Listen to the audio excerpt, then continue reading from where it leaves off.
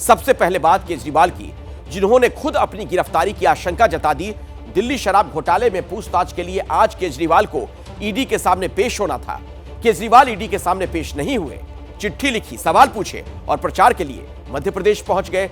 लेकिन वहां केजरीवाल ने कुछ ऐसा कहा कि भविष्य को लेकर सवाल खड़े हो गए।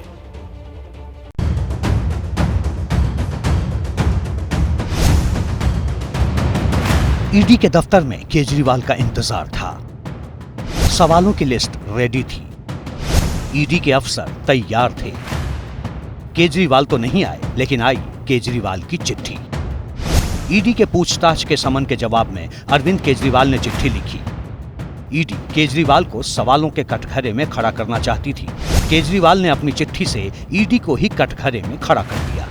अपनी चिट्ठी में केजरीवाल ने ईडी से पूछा कि दिल्ली शराब घोटाले में मुझे किस नाते पूछताछ के लिए तलब किया गया है, एक गवाह के तौर पर या संदिग्ध के तौर पर। मुझे पूछताछ के लिए व्यक्तिगत तौर पर बुलाया गया है या दिल्ली के सीएम के तौर पर या आम आदमी पार्टी के मुखिया के तौर पर। ईडी के नाम लिखी सवालों से भरी चिट्ठी में केजरीवाल ने यह भी जोड़ा कि ईडी को नोटिस वापस लेना चाहिए। ईडी के संबंध में ये कहीं साफ नहीं हो रहा कि वो अरविंद केजरीवाल जी को किस हैसियत में बुला रहे हैं। अरविंद केजरीवाल जी को दिल्ली के मुख्यमंत्री होने के नाते बुलाया जा रहा है, आम आदमी पार्टी के कन्वीनर होने के नाते बुलाया जा रहा है, या as an individual Arvind Kejriwal करके बुलाया जा रहा है। ये ईडी ने अपने समन में साफ नहीं किया, ईडी इसको साफ। और इसकी स्पष्टता भारतीय जनता पार्टी के सांसद मनोज तिवारी जी के नोटिस आने से एक दिन पहले सार्वजनिक तौर पर यह ऐलान करना कि अरविंद केजरीवाल गिरफ्तार होंगे। कोई रोक नहीं सकता अरविंद केजरीवाल को गिरफ्तार होने से।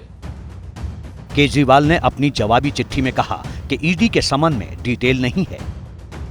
शराब घोटाले पर दिल्ली की सियासत में अरविंद केजरीवाल की घेराबंदी हो रही है और अपनी चिट्ठी में अरविंद केजरीवाल ने इस सियासत पर सवाल भी उठाए हैं। केजरीवाल ने अपनी चिट्ठी में आरोप लगाया कि समन छवि खराब करने की साजिश है। ईडी का समन बीजेपी को लीक किया गया। केजरीवाल ने पूछा कि आखिर ईडी के समन से पहले कैसे बीजेपी नेता उन्हें जेल भेजने की बात कह रहे हैं और इसके सबूत के तौर पर मनोज तिवारी को आगे किया जा रहा है। और मैं देख रहा हूं यहां से जो मेरा जो दृष्टिकोण है, राघव चड्ढा जी और अरविंद केजरीवाल जी, इन दोनों लोगों को जेल जाने से कोई रोक ही नहीं सकता। मेन इसमें जो किंग पिन है वो है अरविंद केजरीवाल। अपनी जवाबी चिट्ठी के जरिए दिल्ली के मुख्यमंत्री अरविंद केजरीवाल ने विक्टिम कार्ड खेलने की कोशिश की है। अरविंद केजरीवाल ने अपनी इस चिट्ठी में जांच एजेंसी प्रवर्तन निदेशालय की मंशा पर ही सवाल उठा दिए हैं। अपनी चिट्ठी से केजरीवाल ने यह जताने की कोशिश की है कि ईडी उन्हें परेशान कर रही है। ईडी आधी अधूरी तैयारी के साथ उन्हें तलब कर रही है। बीजेपी का एंगल जोड़कर केजरीवाल ने शराब घोटाले के आरोपों की धार कुंद करने की कोशिश की है। वहीं बीजेपी केजरीवाल को याद दिला रही है कि वो दिल्ली के सीएम हैं और घोटाला हुआ है तो जिम्मेदारी उनकी भी बनती है।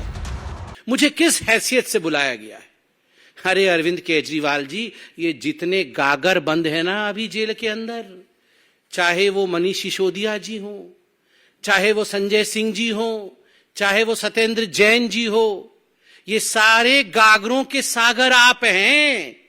तो करप्शन के सागर के हैसियत से बुलाया गया है। आपके उप मुख्यमंत्री के खिलाफ 338 करोड़ की रिश्वत का सबूत है, ये सुप्रीम कोर्ट ने बोला है। क्या इसके बाद आपको पूछताछ के लिए नहीं बुलाया जाएगा? अगर अरविंद केजरीवाल ईमानदार होते तो आज ईडी के दफ्तर में बैठकर ईडी के एक एक सवाल का जवाब दे रहे होते। अरविंद केजरीवाल भाग गए। ये भागना सिद्ध करता है कि अरविंद केजरीवाल ही इस लिकर घोटाले के मास्टरमाइंड हैं। बीजेपी के इन सवालों को पीछे छोड़ केजरीवाल पंजाब के सीएम भगवंत मान के साथ मध्य प्रदेश और छत्तीसगढ़ के लिए निकल गए। अगले 3 दिन केजरीवाल मध्य प्रदेश और छत्तीसगढ़ में चुनाव प्रचार करेंगे। केजरीवाल और भगवंत मान ने सिंगरौली में रोड शो किया। 3 और 4 नवंबर को केजरीवाल रायपुर, बिलासपुर में रैली करेंगे। जैसे दिल्ली के लोगों ने चमत्कार करके दिखाया, जैसे पंजाब के लोगों ने चमत्कार करके दिखाया, ऐसे ही आने वाले दिनों में मध्य प्रदेश के लोग भी चमत्कार करके दिखाएंगे। जिस दिन चुनाव के नतीजे आएंगे, मुझे नहीं पता मैं जेल में हूंगा कि मैं बाहर हूंगा। तो केजरीवाल तो हाजिर नहीं हुए, लेकिन इस बीच ईडी केजरीवाल के एक और मंत्री राजकुमार आनंद के घर छापेमारी करने पहुंच गई। राजकुमार आनंद का ये घर है और घर के बाहर मीडिया का जमावड़ा जो है वो लग चुका है। राजकुमार आनंद जो कि समाज कल्याण मंत्री हैं दिल्ली सरकार में, दलित समुदाय से आते हैं, अरविंद केजरीवाल के काफ़ी भरोसेमंद माने। उनके घर तकरीबन सुबह 7 बजे के आस ईडी की टीम है वो पहुंचती है। 4 से जो संख्या है ईडी के जो अधिकारी हैं वो यहाँ पर इनकी बताई गई है और बड़ी कार्रवाई आम आदमी के जो मंत्री हैं, दिल्ली सरकार के जो मंत्री हैं, आम आदमी पार्टी के नेता है राजकुमार आनंद, उनके खिलाफ यहां पर ईडी की टीम पहुंची। पहले केजरीवाल को समन, फिर दिल्ली के एक और मंत्री पर छापेमारी। ईडी के इस ताबड़तोड़ एक्शन से विपक्षी खेमे से फिर एक बार सरकार पर सवाल उठने शुरू हो गए। सवालों के सेंटर में केंद्र की सरकार है। फिर वही सवाल पूछा जा रहा है कि आखिर सिर्फ विपक्षी नेताओं को ही निशाना क्यों बनाया जा रहा है। कि जिन राज्यों में इनकी स्थिति कमजोर है, उन राज्यों में खास तौर पर, और अपने जहां वो तथाकथित रूप से मजबूत भी हैं, वहां भी विपक्ष के लोगों को ये निशाना बनाएंगे। एसओपी है, ये तीनों को दे दिया गया, ईडी, आईटी, सीबीआई, और इनका निशाना अभी इन राज्यों के चुनाव से ज्यादा लोकसभा चुनाव है। कभी राहुल गांधी जी को भी बुलाया था, सोनिया गांधी जी को बुलाया था, हम भी अंदर जाकर आए हैं। महाराष्ट्र के बहुत से मंत्री जाकर आए हैं। वेस्ट बंगाल के 2 मंत्री को ईडी ने पकड़ा है। जहां जहां अपोजिशन ताकतवर और मजबूत है और इंडिया अलायंस में जो मजबूत नेता है उनके ऊपर ये तलवार चलाएंगे। ये आरोप पहली बार नहीं लग रहे। इन राजनीतिक आरोपों का जवाब बीजेपी पहले ही दे चुकी है। अब इन आरोपों के बीच केजरीवाल प्रचार के रास्ते पर आगे बढ़ गए हैं। वहीं शराब घोटाले की जांच को आगे बढ़ाने के लिए ईडी अब कानूनी विकल्पों की तलाश कर रही है।